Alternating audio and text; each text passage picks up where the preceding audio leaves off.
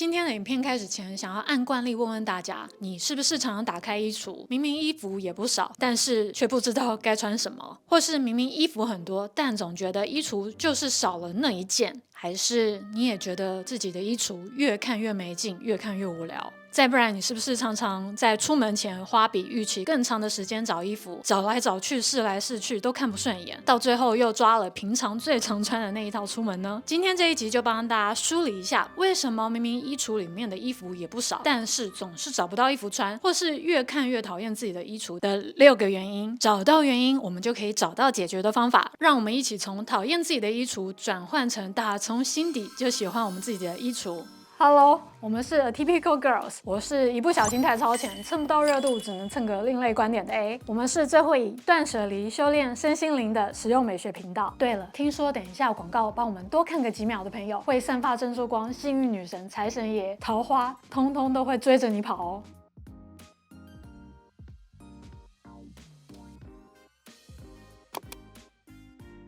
政治不正确的大实话必须要跟我们频道的珍珠道友们说一下，觉得自己没有衣服穿的一个很重要的原因，其实就是我们没有穿搭的计划。你知道吗？其实要优雅不费力是最费力最费时间。像以前还在服装界工作的时候，每次服装周前我们要拍平面之前的准备工作都是最冗长费时费力的。我们都看那个海报上或者是平面上那些 model 呢，都可以很不费力，好像非常的酷的在镜头面前，那其实都是背后很多工作人员非常辛苦准备而成的。那些不经意啊随意松弛的样子都是非常刻意的安排的，而且那些衣服造型妆法等等配件鞋子，这些全部都不是一夜之间变出来的，都是事前开过无数次的会，有过无数次的规划，大家讨论出来的结果。所以你还在幻想自己可以毫不费力在出门前10分钟随便抓一件衣服出门就可以有型好看又时髦吗？乖，我们都是散发着珍珠光优雅精致的大人了。在周末周日的时候，我们可以花1个2个小时整理搭配一下下一周要穿的衣服。如果真的很懒的话，那你就选3套，然后这3套的某一些单品都是可以灵活的变换。那要如何灵活自由的搭配呢？以后有机会出影片跟大家分享。再问问喜欢服装、会注意潮流、最近流行什么的大家，是不是觉得自己对于设计的接受度很大，什么造型都想要尝试一下？但是越跟流行越觉得好像身上都是流行的元素，但总觉得哪里怪怪的，好像多了点什么，少了一点什么，没有什么固定的风格，也缺少了那么点有型时髦感。还是你很容易被一部剧给烧到，女主角穿什么，或者是哪个爆款、哪个明星的街拍，要不然就是公众号里面的文章什么必买显瘦，就会被烧到。过没多久，衣橱里也有了那件爆款。如果以上一半你都有中的话，那你真的很注意潮流哦。但是如果你的衣橱里都是一些跟风或者是爆款，却不是真正符合自己的风格或者是个性所买的单品，等那阵风过了，热度消退了，当然也会看它不顺眼，也会觉得自己怎么好像总是没有衣服穿。现在我对于蹭热度或者是跟风的词，我觉得它就是中性词。如果这个热度跟风潮刚好跟我们的个性符合，那恭喜你，就是天时地利人和，跟个风蹭个热度也不代表自己没有独立的思考能力或者是品味。但是最不想要的状况呢，就是只是一时被冲昏头，觉得谁谁谁穿了好看，所以可能我穿了也很好看，或者是如果我穿了什么衣服，我就也可以变成我想要成为的那样的人，或者是现在刚好很红，被烧到一头热跟着买，再不然就是什么流行就往自己身上套。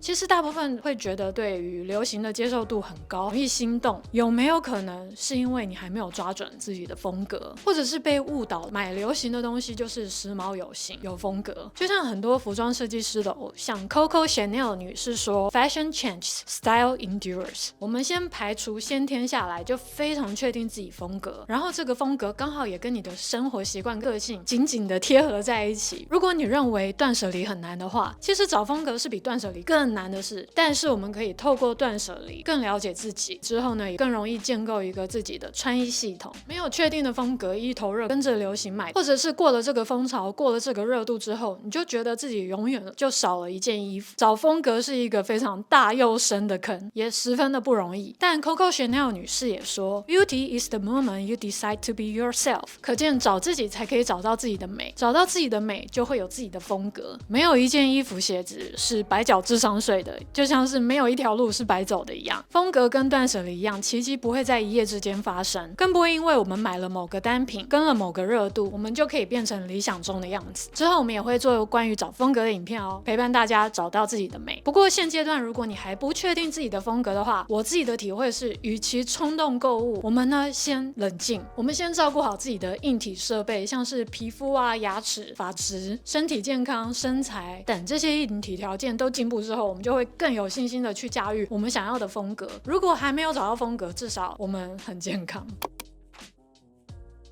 如果你刚好很幸运，已经找到自己的风格，非常确定你的风格就是这样，然后还是找不到衣服穿的话，那我有一个有点直接的问题想问一下，有没有可能一点点的几率是因为衣服比较多，衣橱缺少时间规划整理，导致失焦了呢？还是你有一个沙发衣架，衣服流离失所，关键的时刻你都找不到衣服穿？我们来替要找衣服的那个自己想一想，在很紧急出门前想要找衣服，如果是一个井然有序整理的像精品店的排放方式的衣橱，跟一个你目前比较杂乱散漫的衣橱，哪一个衣橱可以让你上班约会都不迟到，穿它的时候也可以幸福指数大大的提升？如果是衣橱太乱，但不知道如何下手整理的话，可以参考一下我们之前分享的影片，一个周末可以让你杂乱的衣橱变成精品店的摆放方式。但如果你的衣服太多，不知道如何断舍离的话，也可以参考一下我们8种该断舍离的衣物，都在下方资讯栏，影片结束后可以点一下。如果怕影片结束之后直接跳下一个影片找不到我们的话，现在赶快按个订阅还有喜欢，才不会在茫茫有感大海里找不到我们哦。你更新成 3.0， 但衣橱没有更新。如果巡视自己的衣橱，觉得总少了点意思，有点乏味，或者是很多衣服已经没有办法再 spark joy， 有很大的原因是因为我们已经进化成 2.0、3.0， 但是衣橱里的衣物没有跟着升级，可能是过多的基本款，或者是过多过时的衣物，或者是太多等到某个节日或者某个时刻、某个重要的聚会，等到自己瘦了、胖了，或者是在怀孕、在生小孩的时候穿的衣服呢？除非是特殊款或者是保存良好的古董衣，不然衣物很难放着放着就像黄金一样可以增值。我也很希望，但是没有办法。衣物鞋子其实大部分都是消耗品，尤其是夏天的衣服鞋子，所以断舍离的作者山下英子才会说，他每隔几季就会断舍离一次他现在的衣服。现在的我们也越来越不愿意花太多时间整理大的房子，所以我们越住越小，我们衣橱的空间其实跟厨房的空间一样，非常的珍贵。所以我们就不要再塞一些什么等到有一天，或者是要将就着买便宜的质感比较差的衣服，这些多余不适用的物品，在我们挑选衣服的时候，我们摸着良心问问自己，你真的会选它吗？如果10次里面有5次你都不会选它，那真的有留着必要吗？但是如果正在断舍离的你，正在被喜欢服装还能不能断舍离，或者是正在断舍离我还能不能喜欢穿搭，是不是留的衣服太多，应该要再断掉多一点衣服之类的问题困扰，那我们真的不要这样内耗自己。断舍离只是透过物品检视自己生活的一种智慧，真的不是内耗我们的枷锁，我们才是自己小宇宙的主人。所以如果你现在的衣服还没有更新，那真的是时候该考虑可以更新一下自己的衣橱了。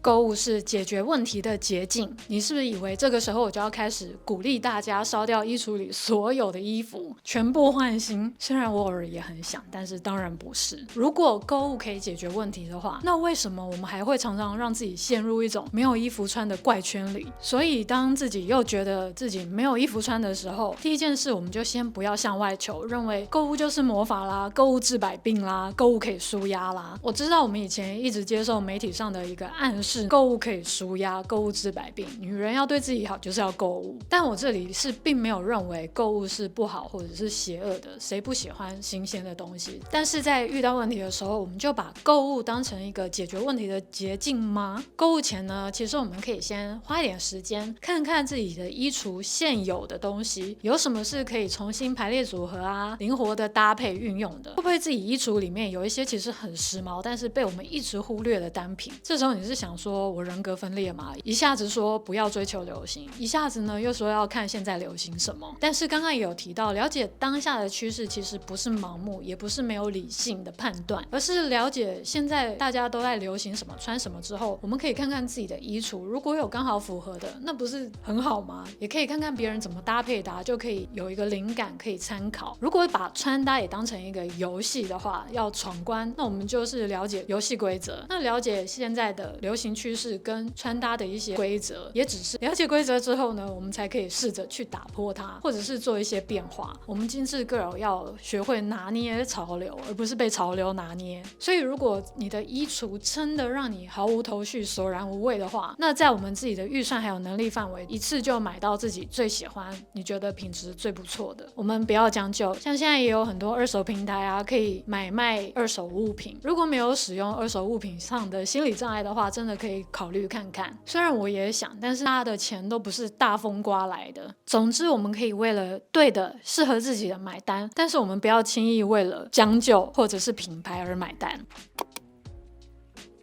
去年我陪G去换眼镜，那一副眼镜戴了很久，他是换个造型。进到店里呢，我们就看到一位白发优雅又有型的阿姨，她就问我们需要什么帮忙，想说人家是专业的，就请教她，就问她以她的脸型适合什么样的镜框。那位阿姨就推荐了她一副方形的镜框，G就很惊讶，就问她说，我的脸型不是说尽量选圆形的镜框吗？然后阿姨就很斩钉截铁的说 No, I don't think so, you can try it on。G 抱着半信半疑、有点怀疑的态度试了几副眼镜之后，就发现那个阿姨推荐的那副真的很好看后来阿姨就默默的说，有些规则就是要来打破的。这也正是我想要跟大家说的最后一点。我们长久以来被很多的资讯啊，还有媒体洗脑教育，告诉我们什么是对的，什么是适合我们的，什么东西我们不能穿，什么东西可以穿。这些穿衣法则没有绝对的对，或者是绝对的不对。但是有一些衣服，如果它是对的规则，但是穿在你自己身上你觉得很不自在的时候，那它就是不适合你的。但是如果你穿了很愉快，跟规则不符合，那我们穿起来又怎么样呢？为什么我们要那么在意别人怎么看我们？